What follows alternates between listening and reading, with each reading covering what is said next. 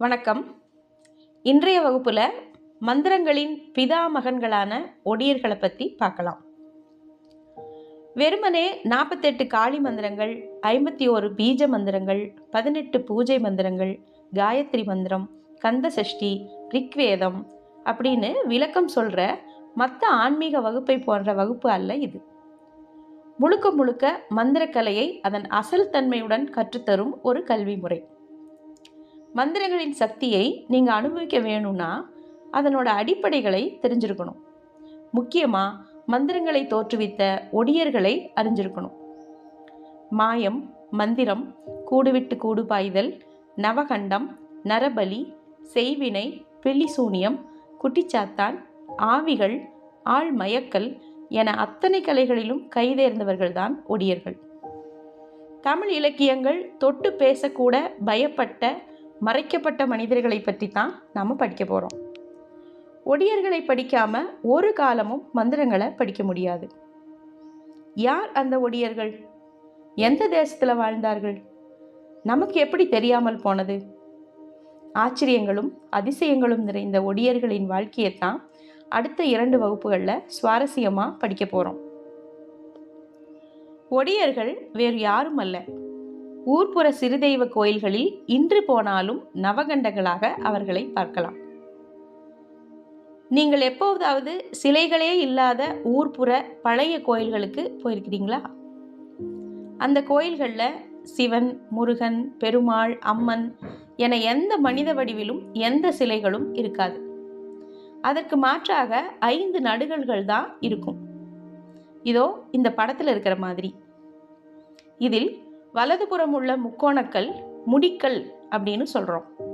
இது சித்தர்களுடையது. சித்தர்கள் இறந்தால் இது போல நடுகல்லை ஏற்படுத்துவாங்க. இரண்டாவதாக இருக்கிறது லிங்கக்கல். அது முனிவர்களுடையது. முனிவர்கள் இறந்தால் இது போன்ற தலைப்பிரட்டை கல்லை தான் நடுவாங்க. பட்டையாக பாம்பு வரைந்த கல் ஒடியர்களுடையது. இதை பெட்டிக்கல் அப்படின்னு சொல்லுவாங்க. பக்கத்தில் இருக்கிற வேல்கல் கடியர்களுடையது. சூலம் போல இருக்கிற சூலக்கல் திரடியர்களுடையது. இந்த 5 வகை கற்சிலைகள் இல்லாமல் தமிழ்நாட்டில் எந்த பழைய கோயிலையும் நீங்கள் பார்க்க முடியாது. இன்னைக்கு நம்ம கட்டி எழுப்பி இருக்கிற பெரிய பெரிய கோயில்களை விட மிக சக்தி வாய்ந்தவை இந்த நடுகல் கோயில்கள். உண்மையில் இவைகளெல்லாம் கோயில்கள் அல்ல. கோயில் அப்படிங்கிறது புதிய சொல். கோயில்களோட பழைய பேரு காவு, அம்பலம், படைவீடு, குடி என்பதுதான். படைவீடு வரிசையில் வருவதுதான் முருகனின் அறுபடை வீடுகள். ஆனால் இன்று முருகனின் அறுபடை வீடுகள் எல்லாத்தையும் புனிதம் போற்றும் கோயில்களாக நம்ம மாற்றிட்டோம். அந்த அரசியலுக்குள்ள நம்ம போக வேண்டாம். அம்பலங்களைத்தான் கோயில்களாக மாற்றிவிட்டார்கள். அப்படின்னாலும் பழைய அம்பலங்களுக்கும் இன்றைய கோயில்களுக்கும் நேர் எதிர் வேறுபாடு இருக்கு.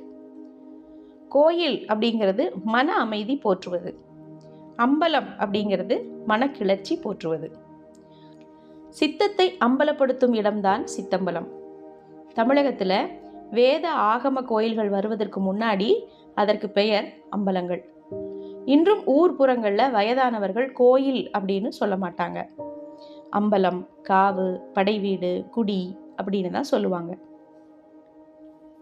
தமிழகத்தில் முருகனுக்கு எங்குமே கோயில்கள் இல்லை, படைவீடுகள் தான் இருந்தன.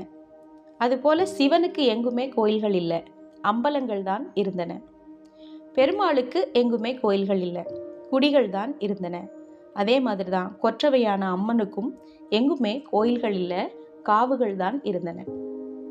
ஆனால் மேற்கத்திய நாட்டினரின் வருகையால் அம்பலங்களும் படைவீடுகளும் காவுகளும் குடிகளும் கோயில்களாக மாறிடுச்சு.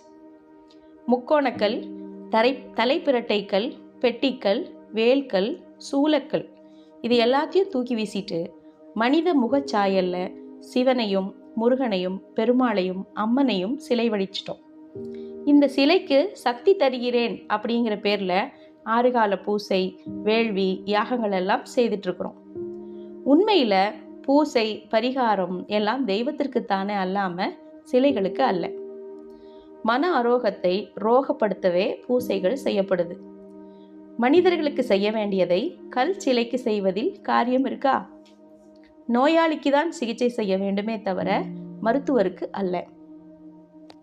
எல்லா காலங்களிலும் மந்திர சக்தியா வலம் வர வேண்டி ஒடியர்களால் ஏற்படுத்தப்பட்டவைதான் தெய்வங்கள். கல்லாக உறைந்திருக்கும் தெய்வங்களை உயிர்ப்பிக்க உண்டாக்கப்பட்டதே ஒடியர் மந்திரங்கள். அந்த மந்திரங்களை விட்டுட்டு வேதங்கள்ல இருக்கிற காப்பு மந்திரங்களை சிலைகளுக்கு முன்னால ஓதுவதனால ஒரு பயனும் இல்லை. வேதங்களில் உள்ளது எல்லாம் காப்பு மந்திரங்களும் துதி மந்திரங்களும் மட்டும்தான். பயந்த மனங்களுக்கு ஆறுதல் தரும் ஸ்லோகங்களே வேத மந்திரங்கள். ஆனா வேத மந்திரங்களுக்கு நேர் எதிரானது ஒடியர் மந்திரங்கள். இங்க நீங்க ஒன்னு ஆழமா புரிஞ்சுக்கணும். மந்திரக்கலை அப்படிங்கிறது மனதை அடக்கும் கலை அல்ல, மனதை அகங்காரப்படுத்தும் கலை. மனதை அடக்கணும், தான் அப்படிங்கிற அகங்காரத்தை விடணும், இறைவனிடம் சரணாகதி அடையணும், வேதங்கள் சொல்றது போல ஆன்மாவை இறைவனிடம் ஒப்படைக்கணும் அப்படின்னு சொல்றவங்களுக்கெல்லாம் மந்திரக்கலை தேவைப்படுறது இல்லை, வேலையும் செய்யாது. மாறாக தான் என்ற அகங்காரம் உள்ளவர்களுக்கு மட்டுமே மந்திரக்கலை பலன் தரும். நீங்கள் மன அமைதியை தேடி எத்தனையோ ஆன்மீக வகுப்புகளுக்கு போயிருப்பீங்க. மன அமைதி கிடைத்திருக்கலாம், கிடைக்காமலும் இருக்கலாம். ஆனா இந்த மந்திரக்கலை வகுப்பு அப்படி அல்ல. இது மன அமைதிக்கான வகுப்பு அல்ல, மன அகங்காரத்துக்கான வகுப்பு. நான் பலவீனமானவன், நான் மனதைரியம் அற்றவன், நான் அழுது விடுவேன், என்னை ஆறுதல் படுத்த ஆன்ம சக்தி தேவை அப்படிங்கிறவங்க கிட்ட மந்திரம் துளியும் ஒட்டாது. அழும் நபர்களுக்கு மந்திரம் வெற்று சொல் மட்டுமே.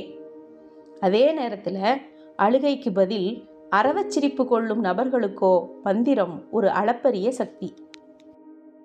மனிதன் மொழியை கண்டுபிடிப்பதற்கு முன்பு மந்திரங்களைத்தான் கண்டுபிடிச்சான். மந்திரங்களை கொண்டுதான் எல்லாவற்றையும் சாதிச்சான். அத்தனை ஏன் மரணத்தை கூட வென்றான். கூடுவிட்டு கூடுபாயும் கலையை பற்றி கேள்விப்பட்டிருக்கீங்களா? மந்திரங்களால் மனித மனதை மட்டுமல்ல, மற்ற உயிர்களோட மனதையும் மாற்ற முடியும். ஒருவரின் மனதை மயக்கி மற்றொருவரின் மனதை செலுத்துதலே மந்திரக்கலை. இதையே கூடுவிட்டு கூடுபாய்தல் அப்படின்னு சொல்றோம். இதில் கைதேர்ந்தவர்கள் ஒடியர்கள். இதையெல்லாம் அடுத்தடுத்த வகுப்புல பார்க்கலாம்.